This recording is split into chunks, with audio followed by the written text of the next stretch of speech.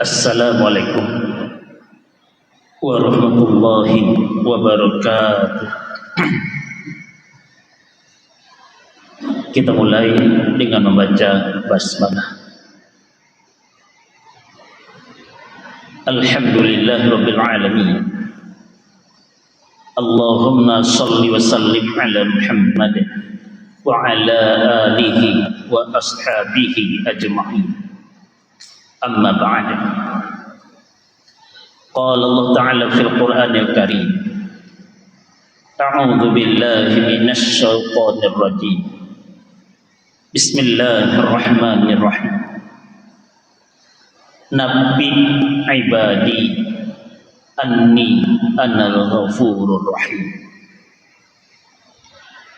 Nabbi ibadi, sampaikanlah ya Rasulullah sallallahu alaihi wasallam kabar penting kepada hamba-hambaku.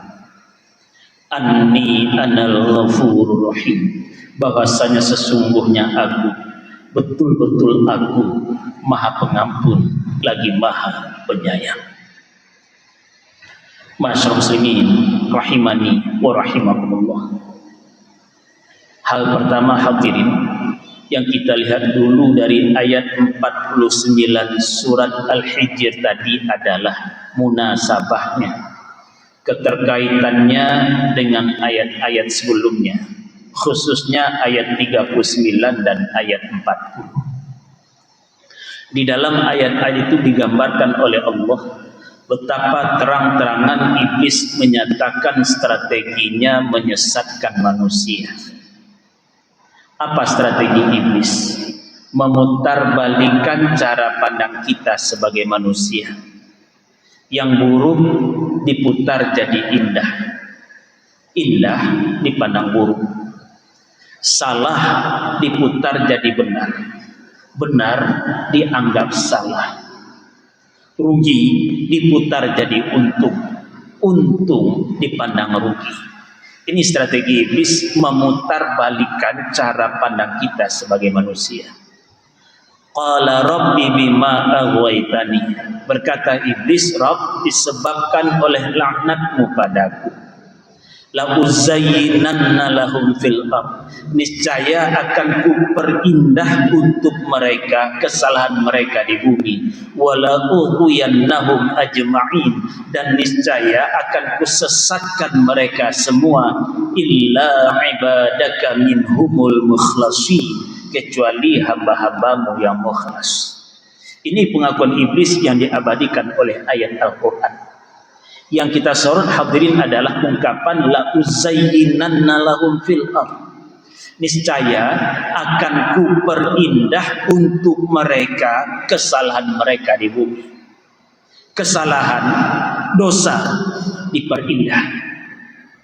Padahal kita mengerti hadirin, kesalahan kita, dosa kita itu aib buruk.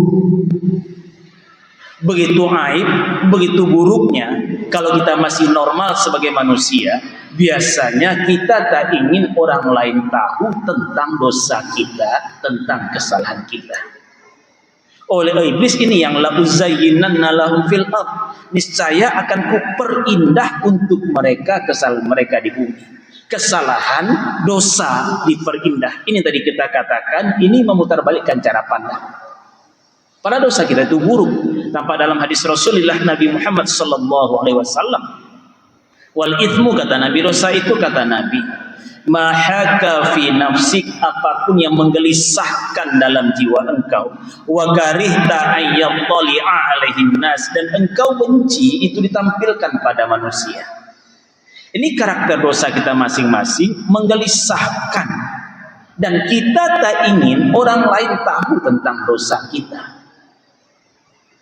Kalau menggelisahkan, kalau tak ingin orang lain tahu, bukankah itu pertanda dia buruk? Tapi diputarbalikkan oleh iblis. Dahsyat hadirin strategi ini, memutarbalikkan cara pandang kita sebagai manusia. Padahal kita paham, cara pandang kita akan mempengaruhi sikap perbuatan kita. Bukankah bila kita pandang sesuatu itu indah, untung, bahkan benar, kita bisa berlari mengejarnya. Tapi bila sesuatu itu kita pandang buruk, rugi, bahkan salah, kita bisa berlari meninggalkannya. Terbayang oleh kita kalau kita mengejar atau meninggalkan yang terbalik. Menurut kita mengejar yang indah, ternyata itu buruk.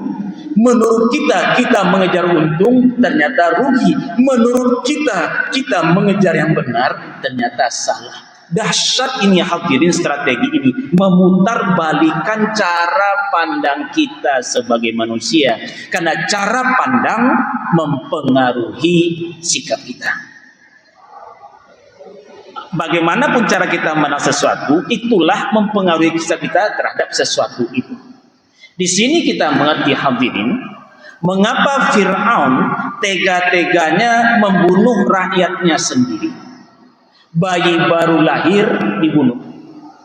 Karena bisa saja versi Fir'aun dengan cara itu kekuasaannya aman. Penguasa mana yang tak ingin aman kekuasaannya? Padahal bukankah itu cikal bakal hancurnya Fir'aun?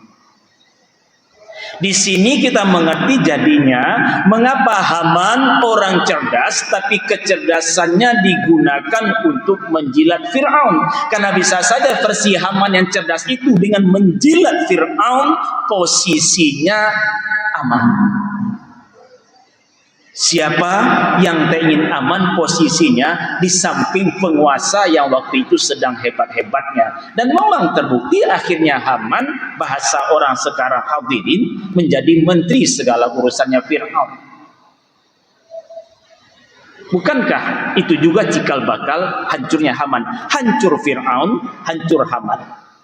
Dan jangan lupa hadirin, ada satu lagi, Qarun, yang juga memusuhi Nabi Musa alaihissalam. 3 serangkai ini memusuhi Nabi Musa alaihissalam. Ada Fir'aun, penguasa zalim, ada Haman, orang cerdas tapi penjilat, ada Qarun, konglomerat jahat.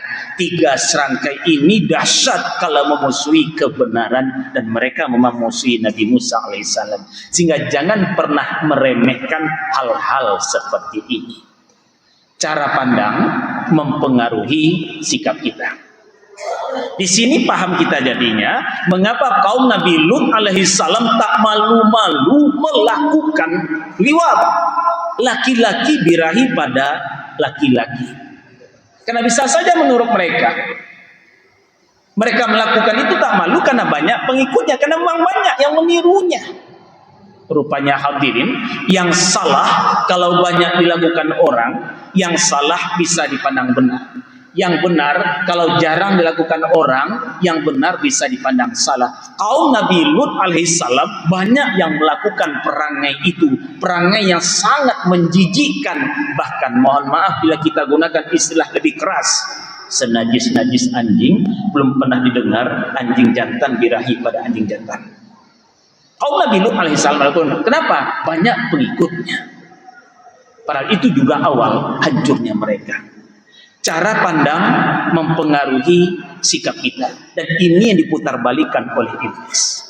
Makanya jangan heran hadirin, mengapa ada kita manusia tega-teganya melakukan timbangan curang. Karena bisa saja menurut pelakunya dengan cara itu dia mendapatkan untung, padahal itu rugi. Tidak hanya urusan di akhirat, di dunia saja rugi. Pembeli mana yang mau ditipu 2 kali? Bisa saja kedai kita ditandainya. Dan ini menjadi hal yang sangat negatif kalau mereka bercerita pada yang lain. Tapi menurut pelakunya untung. Makanya di sini hadirin mengerti kita jadinya mengapa ada suami tega-teganya menampar wajah istri. Karena bisa saja menurut sang suami dengan cara itu dia ingin menunjukkan dialah yang paling kuat di rumah. Padahal bukankah itu hanya dilakukan oleh laki-laki pengecut. Cara pandang mempengaruhi sikap kita. Dan ini yang diputarbalikkan oleh iblis. Salah jadi benar, benar dianggap salah. Buruk dipandang indah, indah dipandang buruk. Karena ini tadi kita katakan mempengaruhi sikap kita. Cara pandang mempengaruhi kita. Makanya hadirin, ingat kita di masa Fir'aun, Bagaimana Fir'aun itu sendiri berusaha mempengaruhi cara pandang rakyatnya melalui para penyihir. Para penyihir memutarbalikkan cara pandang rakyatnya karena mereka punya pengaruh. Di zaman sekarang, orang mungkin tak lagi menggunakan kekuatan para penyihir memutarbalikkan cara pandang, tapi orang menyewa para buzzer untuk memoles yang buruk jadi indah, indah digiring jadi buruk. Orang zaman sekarang ingin menguasai orang lain tidak hanya dengan senjata, tapi bisa pula cukup dengan memutarbalikkan cara pandang melalui penyebaran informasi-informasi yang terbalik. Sehingga manusia bila tidak jeli menerima informasi, maka bisa saja dia terjebak melakukan yang diinginkan oleh yang memutarbalikkan informasi ini. Di masa Fir'aun, para penyihir bermain memutarbalikkan cara pandang. Di masa sekarang, jangan heran, bazar pun bisa disewa orang. Dahsyat strategi ini, memutarbalikkan cara pandang sebagai manusia. Sayangnya, masyarakat muslimin rahimani wa rahimakumullah, kembali pada strategi iblis tadi, sayangnya tak ada kita yang tak pernah terjebak dalam strategi iblis ini. Terbukti tak ada kita yang tak pernah melakukan dosa. Siapapun kita, tidak ada kita yang tak pernah melakukan dosa. Itu pertanda masing-masing kita pernah terjebak dalam strategi itu. Sehingga hadirin, wajar saja masyarakat muslimin rahimani wa rahimakumullah, bila kita baca kembali ayat ini, kita renungkan, apalagi di hari awal tahun baru Hijriah ini, ketika kita berniat hijrah, berpindah dari dosa-dosa kita, berusaha menuju yang lebih terang. Allah, wajar kita tanya diri kita masing-masing, duhai jiwa, kapan kesalahan ini dihentikan? Haruskah duhai jiwa ia terus dilanjutkan sampai malaikat maut tiba-tiba datang menyapa?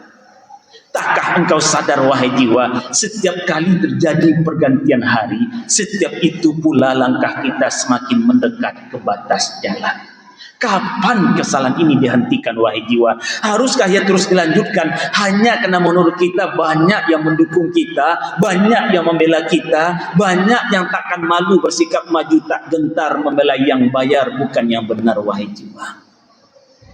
Hadirin, bila jiwa kita menjawab tidak, dia tak boleh lagi dilanjutkan karena tak sanggup diri ini tiba-tiba dipanggil malaikat maut dalam keadaan berlumuran dosa, terjebak dalam strategi tadi, dalam keadaan menzolimi hak orang lain. Dia mesti dihentikan sekarang. Bila ini jawaban jiwa kita, mungkin masih tersisa pertanyaan berikut.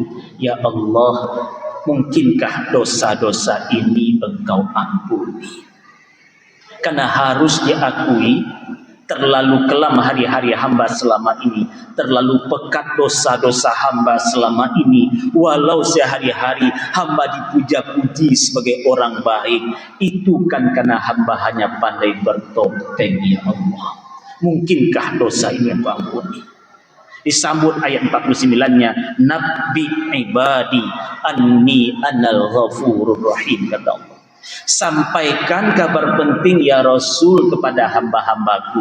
Apa kabar pentingnya? Anni anal ghafurur rahim, kata Allah, bahwasanya sesungguhnya aku, betul-betul aku maha pengampun lagi maha penyayang. Aku betul-betul maha pengampun, kata Allah. Sehingga kembali dalam pertanyaan masing-masing kita tadi, sekelam apapun hari-hari kita selama ini, sepekat apapun dosa kita selama ini, jangan pernah berputus asa dari ampunan Allah.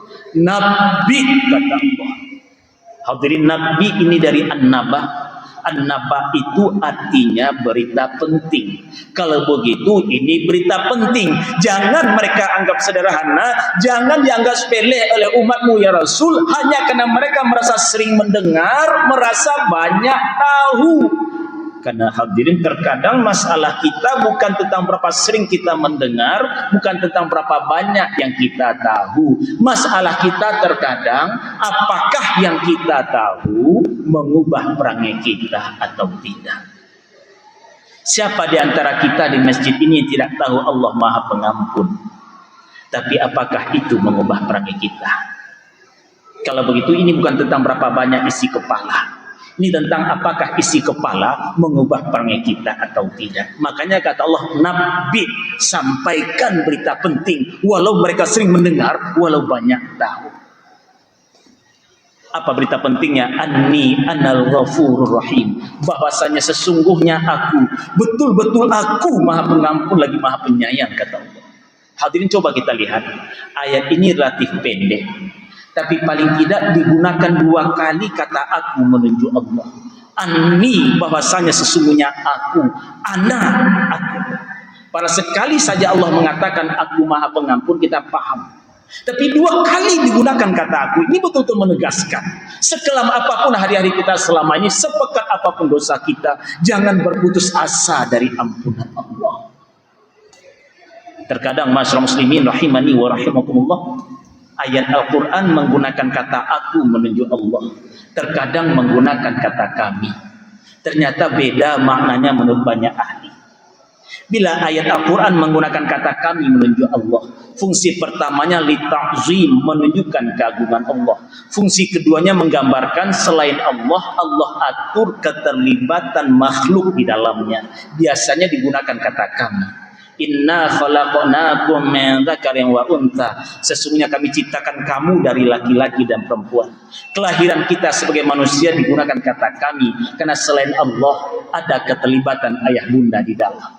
Tapi beda kalau ayat Al-Quran menggunakan kata aku menunjuk Allah. Satu-satunya pelaku, kata banyak ahli, hanyalah Allah. Makhluk tidak terlibat di dalamnya. Ayat yang kita baca tadi bicara tentang pengampunan, menggunakan kata aku menunjuk Allah. Ini betul-betul menegaskan yang berhak menyatakan diampuni atau tidak itu hanyalah Allah, bukan makhluk. Sehingga kalau kita sadar ini, kita tentu tak akan berbalik ke hari-hari kita yang kelam hanya karena ketika berusaha berubah, memperbaiki langkah hijrah kita dari hari yang kelam ke hari yang lebih terang, kita mesti dicibir orang. Lihat itu, mantan preman bertato ke masjid. Lihat itu, mantan suami yang selama ini main tampar di wajah istrinya ke masjid. Lihat itu, mantan koruptor yang telah menjalani hukuman ke masjid. Biar mereka mencibir kita. Mereka mencibir kita mungkin karena mereka tahu hari-hari kita begitu kelam dan kita tak bisa membantahnya. Biar, tapi kita tetap akan berbalik ke hari kita yang kelam. Karena kita sadar yang berhak menyatakan diampuni atau tidak itu hanyalah Allah. Kalau begitu, sekelam apapun hari-hari kita, sepekat apapun dosa kita, jangan berputus asa dari ampunan Allah. Kita hanya berusaha hijrah, pindah dari hari kita yang kelam menuju hari yang lebih terang. Astaghfirullahaladzim. Wassalamualaikum warahmatullahi wabarakatuh.